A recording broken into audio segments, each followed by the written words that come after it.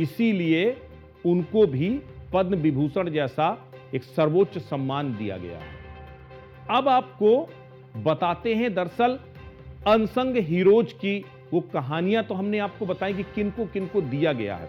अब कैसे गुमनाम नायकों को सम्मान देने का एक जरिया बना है ये पद्म अवार्ड, इसके बारे में भी आपको बताते हैं, आपको इसकी इंपॉर्टेंस बताते हैं। 1970 के दशक में जब लता जी को पद्म भूषण देने की बात आई तो उन्होंने कहा कि जब तक संगीत को सच्ची प्रतिष्ठा नहीं मिलती है वे नहीं लेंगी, और उन्होंने पद्म पुरस्कार लेने, पद्मश्री लेने से इंकार कर दिया था। लेकिन बाद में उन्होंने वो सम्मान स्वीकार किया, क्योंकि तब तक हिंदुस्तान में संगीत पूरी दुनिया में स्थापित हो चुका था अपने।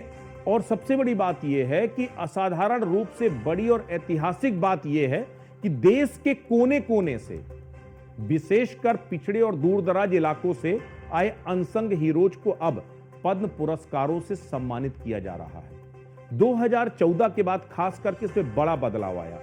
जब प्रधानमंत्री नरेंद्र मोदी बने तो उन्होंने कहा कि दरअसल ये पुरस्कार है किसके लिए? जो समाज के विभिन्न क्षेत्रों में काम करने वाले लोग हैं, जिन्होंने समाज में परिवर्तन लाने में अहम भूमिका अदा की है, लेकिन उनको ना तो हम जानते हैं ना देशवासी जानते हैं। तो देशवासियों को हक है जानने का कि उन्होंने देश के लिए किया क्या है। इसीलिए उसके बाद से शुरुआत हुई उन अनसंग हीरोज को लाइमलाइट पर लाने का और इन अवार्ड के जरिए पूरी दुनिया को बताने का। यह हिंदुस्तान की ताकत है, यही हिंदुस्तान की क्षमता है कि ये अलग अलग इलाकों जिनके बारे में आप जानते तक नहीं हैं, उन सब लोगों ने देश के निर्माण में एक बड़ा योगदान दिया है। यह न केवल पुरस्कारों की गरिमा को बढ़ाता है, बल्कि भारतीय लोकतंत्र और अगर देखा जाए तो भारत की जो विरासत है उसको भी बढ़ाने का काम करता है। भारत की जो सामाजिक संरचना में एक गहराई से बदलाव का संकेत देता है। यह उस मान्यता को भी बल देता है कि सम्मान सिर्फ ताकतवरों की जागीर नहीं है, आमजन की पूंजी है, आमजन का हक है। पहले जहां पद्म पुरस्कार अक्सर राजनीति, कॉरपोरेट या चमकदार क्षेत्रों में सीमित रहते थे, अब वो मिट्टी से जुड़े हुए नायकों तक पहुंचने लगे हैं।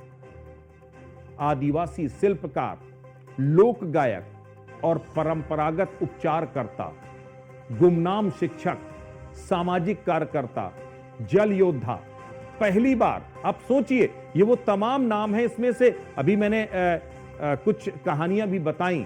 ये वो तमाम लोग हैं जिन्होंने, बहुत सारे लोग तो ऐसे थे जिन्होंने कभी अपनी दहलीज ही पार नहीं की थी, यानी अपने गांव की दहलीज पार नहीं की थी, अपने क्षेत्र से बाहर ही नहीं निकले थे। कुछ तो ऐसे लोग थे जो पहली बार ट्रेन में बैठे थे, पहली बार बस में बैठे थे। आप सोच कर देखिए, ऐसे लोग जब राष्ट्रपति भवन में आकर के उन तमाम दिग्गज विभूतियों के बीच में देश के सर्वोच्च सम्मानों में से एक जब उनको मिलता है, तो क्या दूसरे आम आदमी के दिल में वो नहीं जगती होगी, प्रेरणा नहीं बनती होगी कि यार मैं भी कुछ ऐसा करूं कि मुझे भी वो सम्मान मिले। आप उस क्षेत्र का नाम, जिसका नाम ही हम सबने नहीं सुना होगा, नॉर्थ ईस्ट से लेकर के आप सोचिए कश्मीर तक के उन तमाम इलाकों में, जिन इलाकों का नाम कोई नहीं जानता, उन इलाकों से आए हुए लोगों को सम्मान मिलना क्या गौरव की बात नहीं है? इसमें से बहुत सारे लोग ऐसे हैं जो पहली बार ट्रेन या फ्लाइट में बैठे थे, पहली बार वो देश की राजधानी दिल्ली में आए थे, पहली बार उन्होंने राष्ट्रपति भवन देखा था, इतनी भव्यतम इमारत देखी थी, अपने देश का गौरव देखा था। इन सब अवार्डीज में ये सिर्फ किस्से नहीं हैं, दरअसल ये संकेत है। ये वो लोग हैं जिन्होंने पहली बार अपना गांव छोड़ा, पहली बार राजधानी देखी, पहली बार राष्ट्रपति भवन में कदम रखा, और ये भारतीय लोकतंत्र की सोशल मोबिलिटी का प्रतीक है, उसकी मिसाल है। ये कैसे एक सामान्य नागरिक भी आज देश का सर्वोच्च नागरिक सम्मान प्राप्त कर सकता है। जब एक झारखंड का पारंपरिक शहद बटोरने वाला उड़ीसा की लोक कलाकार कोई महिला छत्तीसगढ़ के लकड़ी के खिलौने बनाने वाले कलाकार को पुरस्कार मिलता है, तो वह हजारों गांव के युवाओं के लिए एक प्रेरणा बन जाता है। संदेश साफ है। वो संदेश क्या है कि गांव-गांव से, गलियों-गलियों से, छोटे इलाकों से जो लोग आ रहे हैं उनको सम्मान मिलेगा तो देश में हर कोई उस सम्मान के लिए हकदार बनेगा। और जब देश के एक आम आवाम को दीनदयाल उपाध्याय का अंत्योदय था, वो अंत्योदय का सिद्धांत कहते थे अंत्योदय वो है कि देश के सबसे आखिरी व्यक्ति तक उसके चेहरे पर जब मुस्कान आए तब आप मानिए कि आपने कुछ किया है। जब प्रधानमंत्री नरेंद्र मोदी लाल किले के प्राचीर से कहते हैं कि अब हवाई चप्पल पहनने वाला भी अब हवाई जहाज में सफर कर सकता है, तो आज वो हवाई चप्पल पहन करके राष्ट्रपति भवन में आकर के देश के सर्वोच्च सम्मान को जब लेता है तो 140 करोड़ 150 करोड़ की आवाम का सीना फक्र से ऊंचा हो जाता है और कहते हैं कि यह हिंदुस्तान का नागरिक है और यह हिंदुस्तानी है जो हिंदुस्तान की प्रगति में मददगार बन रहा है।